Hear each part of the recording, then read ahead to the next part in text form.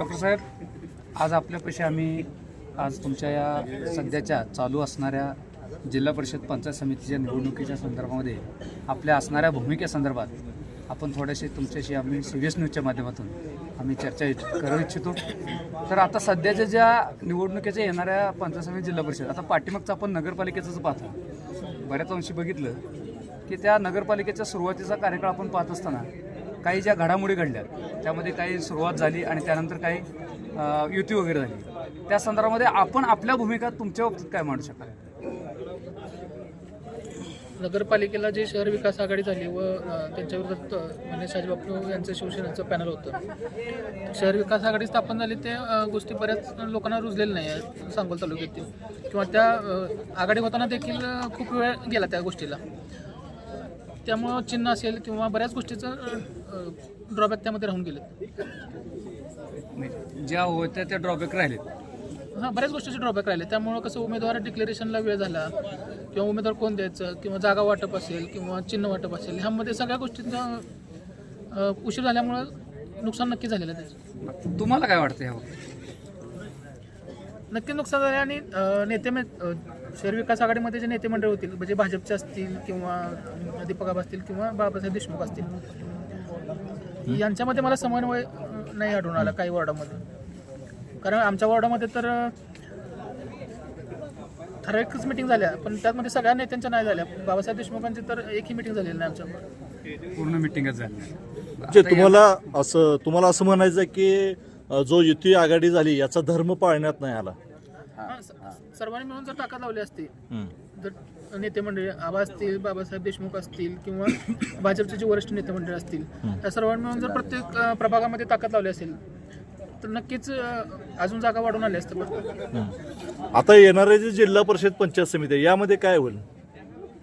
या युती आघाड्या टिकतील का न टिकतील? आता तुमचं तर अपक्षमध्येच आहे, ते मी सांगू शकत नाही, ते नेते मंडळींचा निर्णय असेल. पण जरी आहे त्या आघाडी तर मला वाटत नाही राहतील येणाऱ्या काळामध्ये, आणि जरी असतील तरी पण लोक उभं राहायला देखील विचार करतील. असं होऊ शकेल का शेवटीच्या टायमाला तुम्ही अपक्ष असून आघाडीकडे तुम्ही जाऊ शकता असं कर काय? नाही, तुमचा ठाम निर्णय आहे की काही झालं तर हे निवडणूक जिंकायचीच, अपक्ष निवडणूक लढवायची आणि ताकदीने लढवायची. तुम्ही पराजय ह्या गोष्ट शेवटी आपल्या हातात नाही. ते करायचं. जे भविष्यात तुम्ही ज्या पक्षाचं काम करत होता त्या पक्षासंदर्भात काय सांगू शकाल? 2014 पासून आम्ही भारतीय जनता पार्टीचं काम करतोय. म्हणजे सरकार येण्याच्या आधीपासून, जेव्हापासून देवेंद्र फडणवीस CM साहेब 2014 झाले त्याच्या आधीपासून आम्ही भारतीय जनता पार्टीचं काम करत होतो.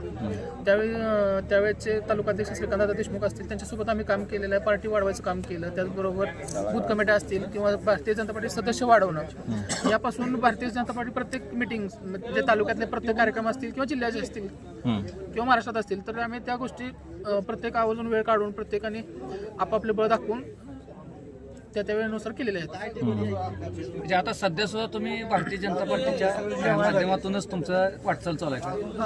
हां, माझे गुरु डॉक्टर रवींद्र राळे जे भाजपचं 1995 पासून काम करतात, त्यांचा मला एक सल्ला होता की सबुरीने घे, शांत घे, होईल कोणतरी दखल घेईल याची. त्यामुळे बरेच वर्ष झालं मी त्यांच्या पण कानावर घातलं होतं. त्याचबरोबर आपल्या जे जिल्ह्यातील भाजपचे वरिष्ठ नेते मंडळी असतील किंवा आपले माजी खासदार रणजित नाईक निंबाळकर असतील, यांना देखील मी बऱ्याच वेळा भेटलो आणि सांगितलं की आमच्या ग्रुपला कुठेही पदं दिली जात नाही, किंवा वैयक्तिक मी ज्यावेळी तालुकाधीश पदाची मागणी केली त्या पदासाठी मी कॅपेबल असून देखील मला देण्यात आलेलं नाही, डावलं गेलं. पक्षाकडून आतापर्यंत तुमच्यावर अन्याय झालाय असं म्हणायचं?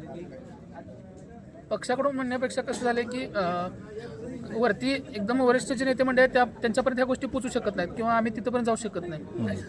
तर जे स्थानिक नेते मंडळ आहेत यांच्या विचारामुळे आम्ही बॅकफुटला पडलेलो आहे. सध्या तुमची भूमिका काय? सध्या तरी आपले म्हणणं पार्टीपर्यंत पोहोचवलंच आपण. जर पार्टीने विचार केला तर ठीक आहे, नाही पण निवडणूक तर मी अपक्षच लढवणार आहे. यापूर्वी देखील 2016ला ज्यावेळी इथं कमळावर लढायला कोण तयार नव्हतं त्यावेळी मी पंचायत समिती कमळावर लढवली. त्याचप्रमाणे सोनलला ग्रामपंचायत पॅनल देखील लावलं. ओके, धन्यवाद. नगरपालिकेच्या जे निवडणूक झाल्या ती एस ही आमच्यामुळं नाही झाली. फक्त आघाडीत आम्हाला वेळ झाला, उशीर झाला त्यामुळे झालेला आहे.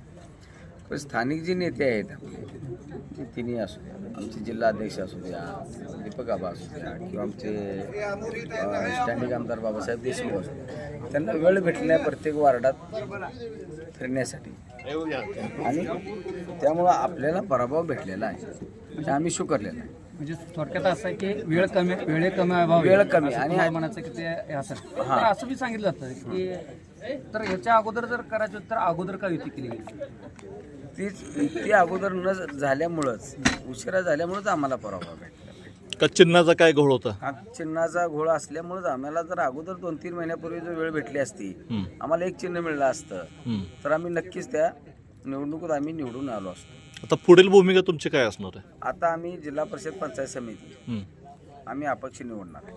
नाही, एकच गट का इतर जिल्हा परिषद गट आणि पंचायत नाही, आम्ही समिती? आता नेते मंडळाला सोडून आम्ही वैयक्तिक डॉक्टर साहेब आणि आम्ही आपले प्रत्येक 7 जिल्हा परिषद 14 पंचायत समिती गण आमच्या ताकदीने आम्ही निवडायचा प्रयत्न करणार. अपक्ष म्हणून? अपक्ष म्हणून कोणत्याही परिस्थितीत? कुठल्याही परिस्थितीत आम्हाला काही हरकत नाही. म्हणजे यातून माघार घ्यायची ज्यासाठी आम्ही आतापर्यंत कार्य केलं त्या कार्यकर्तृत्व आमच्या ज्या कार्यकर्तृत्वाला थोडंसं आम्हाला कमी ह्याच्यामध्ये हे झालं होतं, परंतु येणाऱ्या काळामध्ये आम्ही निश्चितच आमची जी ताकद दाखवण्यासाठी येणाऱ्या काळामध्ये आम्ही अपक्षी कोण आहोत तर आम्ही निवडून येऊ असा आशावाद त्यांनी व्यक्त केला.